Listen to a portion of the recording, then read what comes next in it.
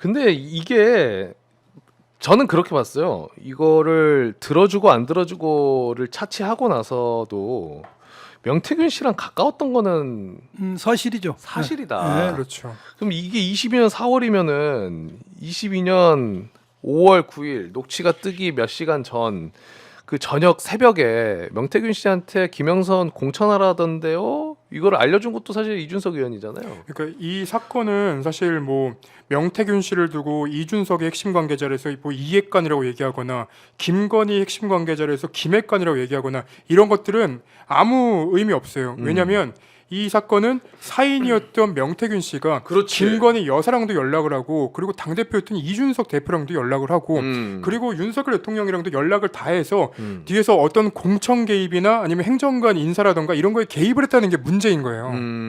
맞습니다.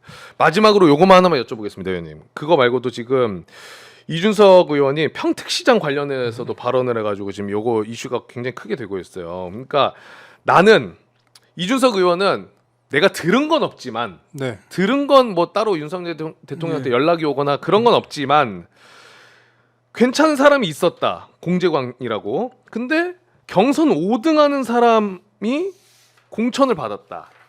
이거 굉장히 이상한 거는 이상한 거다라는 발언을 했어요. 그러면서 이제 요거 관련해서는 이제 정진석 비서실장, 당시 이제 공관위원장이었던 정진석 비서실장이 개입한 거 아니냐 이런 뉘앙스 이야기를 했는데 이준석 의원은 계속해서 이건 나는 모른다의 전략으로 봐야 되겠죠? 나는 발언들. 들은 바가 없다. 들은 바가 없다. 저도 그 뉴스를 봤는데 나는 들은 바가 없으나 당시 공천관리위원장 내정된 정진석이가 당에서 당연히 공천관리위원으로 들어가야 될 사무총장, 전략부총장, 조직부총장을 그 빼고 하겠다. 그건 그래서 이제 당 대표가 임명하는 건데. 그때부터 자기는 이상하게 생각했다는데 이 말 속에 모든 게 함축됐다고 봐야죠. 어. 그리고 객관적으로 4등, 5등 했던 사람이 이제 공천을 받았으니까. 이준석 음. 의원은 매우 보수적으로 진술을 하는 것 같아. 매우 보수적으로. 나는 관여가 안 됐다라는 걸 예. 밝히기 위해서. 그런데 아까 우리가 얘기한 것처럼 네. 창원지검 많이 조사 받게 되면은 얘기한다는 그 식으로 이준석 얘기했어가지고. 의원이 갖고 있는 녹음 파일이나 뭐 그런 것들이 창원지검 수사 과정에서 좀 수사가 제대로 될 수 있을까요? 네. 저는 그 부분이 좀 관심사더라고요.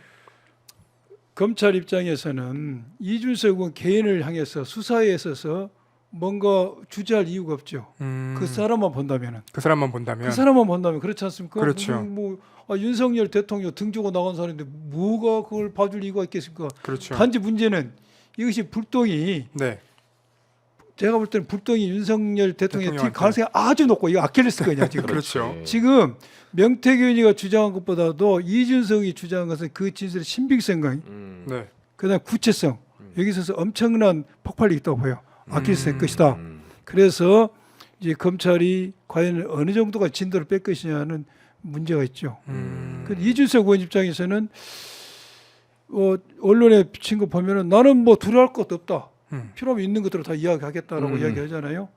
그리고 이 지방선거에 대해 지방선거 관련해서 몇 명에 대해서 뭐 누구도 뭐 부탁하고 패싱하고 거절하고 있다 막 이야기하잖아요. 네. 그러면서도 김영선 의원을 전략 공천하는 부분에서는 자기가 낌새를 치지 못했다라고 그 참 약간 그런 이해가 안 뉘앙스 되는, 이야기를 해요.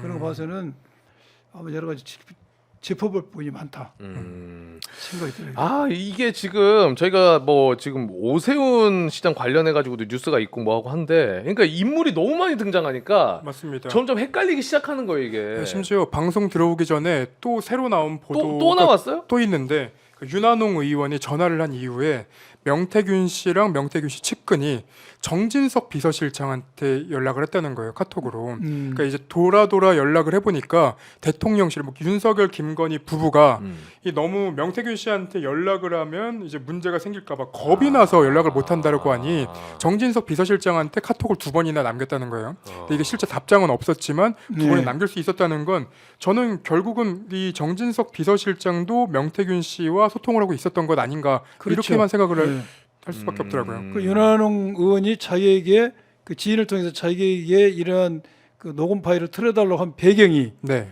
용산이라는 것을 알았다는 것이지. 그렇죠. 명태균 씨가 그럼 용산에 누가 될 것인가? 아. 본인도 대통령 부부다 하면 지금 수사의 관계상 어려우니까 아. 비서니까 때린 거지. 저는. 네, 알겠습니다. 지금 뉴스가 참 많네, 진짜. 근데 결국에 제일 중요한 건 각각의 인물들도 있지만 어느 순간 지금 뭐 조사도 받고 네. 이준석 의원도 나중에 받게 된다면 의혹을 갖고 있는 우리 입장에서는 각각 탈출하는 나살자고 탈출하는 과정에서 더 중요한 내용들이 나오길 바라는 그렇죠. 게 있거든요, 사실상.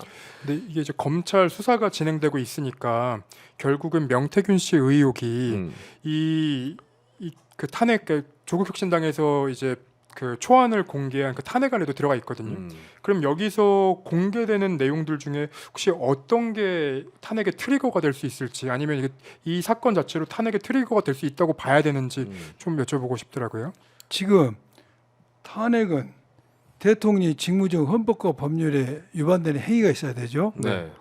행위가 있어야 되고 두 번째는 국정을 수행할 능력이 없는 상태가 돼야 돼. 탄핵은 이제 법률적으로는 직무적 헌법과 법률 위반된 상황이 있어야 되고 정치적으로는 이 대통령 놔둬도 정치를 국정을 운영할 능력이 안 될 그런 상황이 돼야 됩니다. 네. 그런데 지금 최상병 특검법에 있어서도 대통령이 근접에 갈 수가 있지만 가장 지금 근접에 나와버린 게 이 공천 개입입니다. 제가 조금 전에 했잖아요.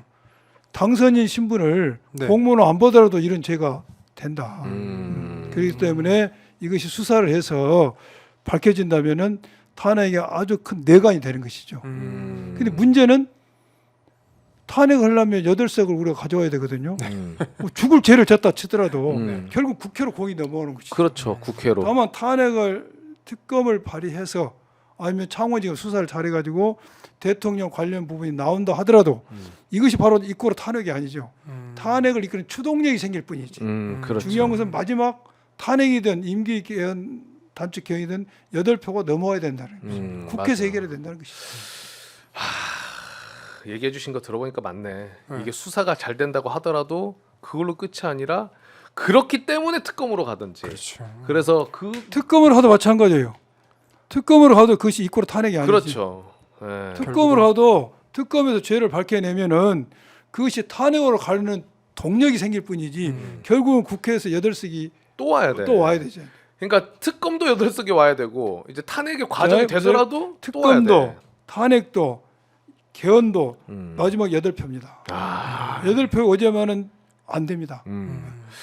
그러려면은 우리가 조금 따라가기 힘들 수는 있어도 저희가 최대한 정리를 좀 해드려 볼 테니까 여러분들도 뉴스를 좀 잘 네. 인지를 하시면서 같이 따라와 주셔야 될 것 같다라는 생각이 듭니다. 결국에는 이 공천기 명태균 씨가 뭐 잘못했고 이거는 나오고 있으니까 이게 윤석열 대통령 부부와 어떻게 연결이 되는지 더 확실한 걸 찾아가는 과정이 중요한 것 같아요. 그렇죠, 기자님? 그렇습니다. 네. 자, 오늘은 이제 시간이 저희가 다 돼가지고 여기서 마무리해야 될 것 같은데 의원님 마지막으로 좀 하고 싶은 이야기 있으실까요?